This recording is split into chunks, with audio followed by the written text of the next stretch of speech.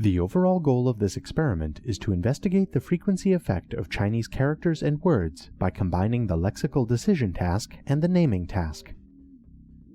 This method can help answer key questions in the psycholinguistic field, such as when the retrieval of phonology occurs in the Chinese recognition process.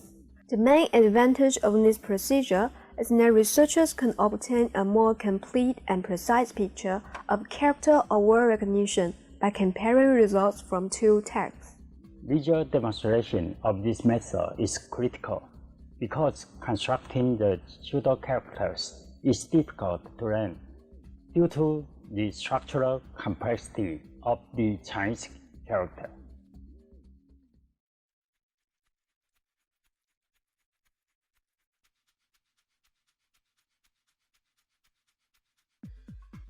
Prior to the experiment, recruit sufficient right-handed native Chinese speakers with normal or corrected to normal vision, equally split by gender, who are fluent in listening, speaking, reading, and writing in Mandarin.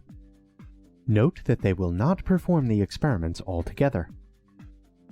To design the task, select 180 characters from the Chinese character database. Use 90 high-frequency characters, those that occur more than 100 times per million, and 90 low-frequency characters, those that only occur between 1 to 15 times per million characters.